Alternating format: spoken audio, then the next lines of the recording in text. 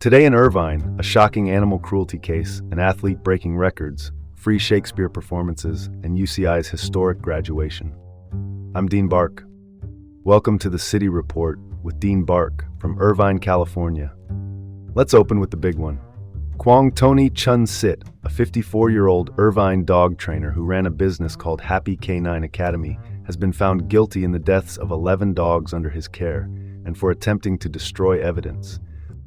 An Orange County Superior Court jury, the county's main trial court, returned the verdict in June 2026.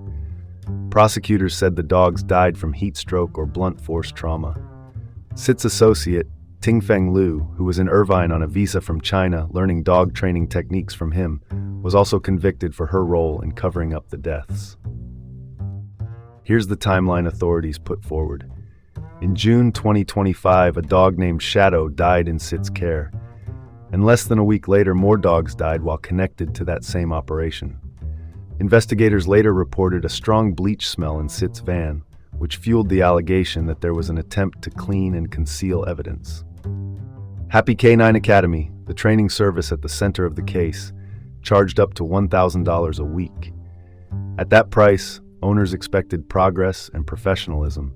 Instead, they got tragedy and a police investigation. That's the headline.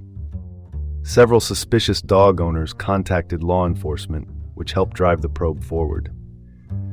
The defense pushed back, claiming there was no evidence that the dogs died in the van.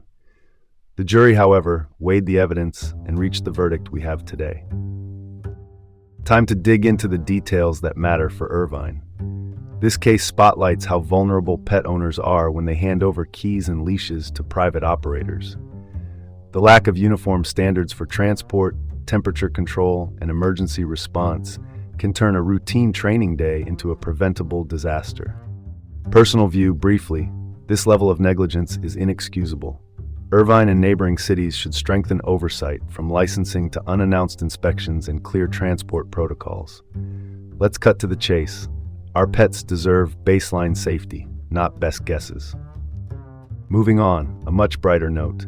Jesleen Massey, a senior at Aliso Niguel High School in Aliso Viejo, is the Orange County Girls Athlete of the Year for 2025 to 2026 after a monster season in track and field. Massey set a national high school record in the discus in May 2025 at the CIF State Track and Field Championships, which is California's top high school meet. She also won the shot put there. And if that's not enough, she excelled in volleyball and even figure skating. Try explaining the concept of free time to that calendar. A few quick facts. She holds a 4.34 GPA, was named Wolverine of the Year at her school, and is committed to the University of Oregon, a powerhouse for track and field. Coaches and peers point to her relentless mentality, the same edge that saw her outthrow her season best by 7.5 feet to claim that national mark. Beyond the medals, this is the blueprint for student-athlete balance done right. Rigorous academics, multi-sport versatility, and peak performance when the lights are brightest. That's the story right there. Personal view. Massey's rise is a testament to sustained work and composure. That kind of standard can push young athletes across Irvine to dream bigger and execute better. Let's pivot to the next story. Free Shakespeare is back across Southern California with a summer calendar that runs June through September and brings the bard to beaches, parks, and historic venues.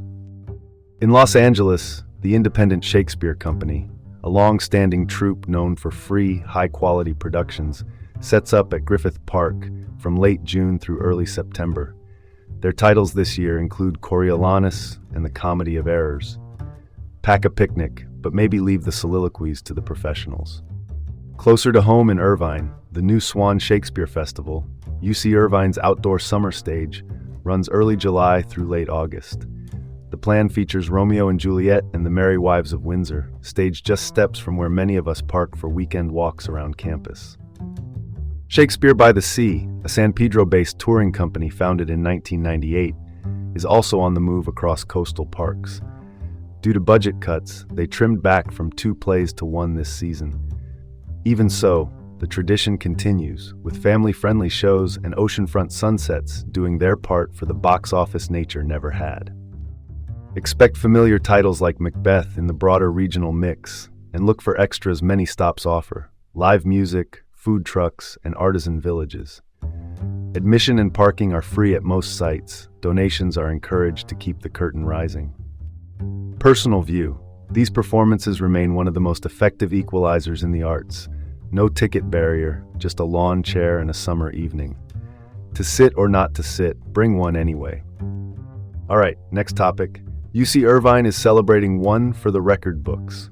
Nearly 11,200 degrees awarded to the class of 2026, with ceremonies at the Bren Events Center, the university's on-campus arena. Here's the breakdown.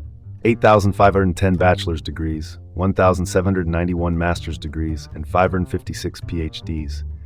UCI also granted more than 100 medical degrees and over 180 law degrees this academic year. A milestone stretched across multiple schools, including social sciences, pharmacy, medicine, and law. Chancellor Howard Gilman praised graduates for embodying UCI's mission of education and empowerment. And here's a number that jumps off the page. 41% of bachelor's degree recipients are first-generation college students. That's impact you can measure in families and neighborhoods across this county. A lighter note from the weekend. Graduate Iris Wong walked with her dog, Laifu, who showed up in a miniature cap and gown, likely the only attendee to ace, sit, stay, and cross the stage without tripping on a tassel.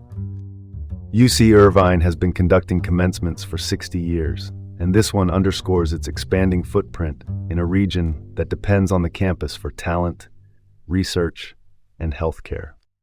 Personal view. UCI's sustained commitment to first-generation students doesn't just look good in a brochure, it moves the needle on affordability and access. Now that's worth discussing. It's been an eventful day in Irvine, with stories that both inspire and challenge the community we call home. That's all from the City Report with Dean Bark in Irvine. Have a great day, and join us again tomorrow.